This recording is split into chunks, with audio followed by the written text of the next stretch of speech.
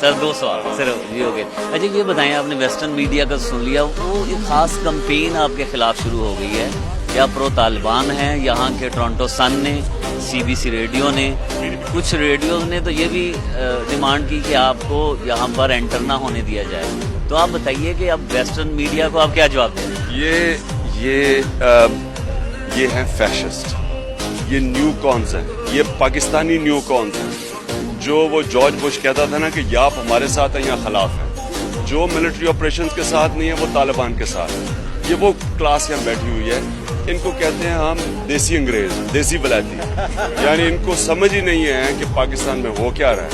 वाहिद party है जो बार बार कह रही है कि अमन कैसे आना है। हम अमन की बात कर रहे हैं, इतनी बड़ी अमन की मार्च की है, और ये यहाँ बैठ के हमें कह रहे हैं कि जो अमन चाहता है वो तालिबान के साथ है। ये इतने बेवकूफ़ लोग हैं। ये वो लोग हैं जो अंग्रेजी में more loyal than the king, यानी ये जॉर्ज बुश से भी आगे एक स्टेप है। वो भी अमेरिका में भी वहाँ आज अमन चाहती है, और ये लोग जो अमन की बात करते हैं वो कहते हैं वो तालिबान के साथ है। आप समझते हैं कि इन लोगों की मुखालफत करके, वेस्ट की, अमेरिका की मुखालफत करके आप इक़्तिदार में आ जाएंगे? मैं अमेरिका की कंधों पे चढ़ के इक़्तिदार में नहीं आना चाहता। मैं अगर पाकिस्तानी कौम मुझे इक़्तिदार में लाना चाहती है मैं आऊँगा, नहीं तो मुझे किस चीज़ की अल्लाह ने कमी दी। हम सिर्फ इसलिए ये पॉलिटिक्स कर रहे हैं। हम समझते हैं कि पाकिस्तान को बचाने के लिए सिर्फ पॉलिटिक्स के अलावा कोई दूसरा रास्ता नहीं है। एक तब्दीली की, एक लोगों को एक प्रोग्राम दिया है, एक एजेंडा दिया है, एक इकनॉमिक एजेंडा दिया है, एक गवर्नेंस का एजेंडा दिया है जो कि एक इनकलाब लेके आएगा। और ये एक जंग से निकलने का, किसी की जंग से जिसमें पाकिस्तानी 40,000 मर चुके हैं, हर रोज लोग मर रहे हैं, तो उस जंग से निकलने के लिए वाहिद पार्टी है जो सोल्यूशन दे रही है। किसी के पास सोल्यूशन नहीं है, कोई सोल्यूशन नहीं दे रहा। वो डू मोर कह रहे हैं जो कि जॉर्ज बुश कह रहा था।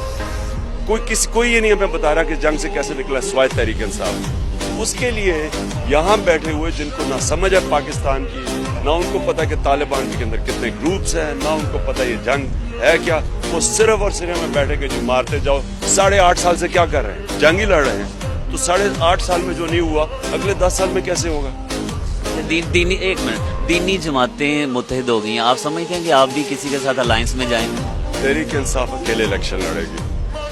जो जमातें इक़्तिदार में बैठी हैं किसी के साथ हमारी कोई अलायंस नहीं होगी। एक मिनट, कोई उनके साथ कोई किस्म की अलायंस नहीं हो सकती। अगर हो सके तो हम अकेले भी लड़ेंगे। अच्छा ये बताएं कि अगर कोई ऐसा मौका आ जाए कि आपको नवाज शरीफ और आसिफ अली जरदारी में किसी एक को मुंतखब करना पड़े, तो किसको मुंतखब करें? नवाज शरीफ और आसिफ जरदारी में कोई फर्क नहीं।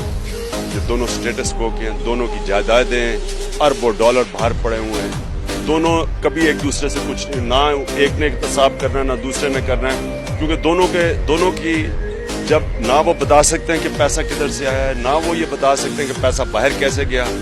उनके साथ मिलके ना करप्शन खत्म होगी, ना मुल्क में टैक्स कलेक्शन खत्म होगी, ना कोई तब्दीली आएगी।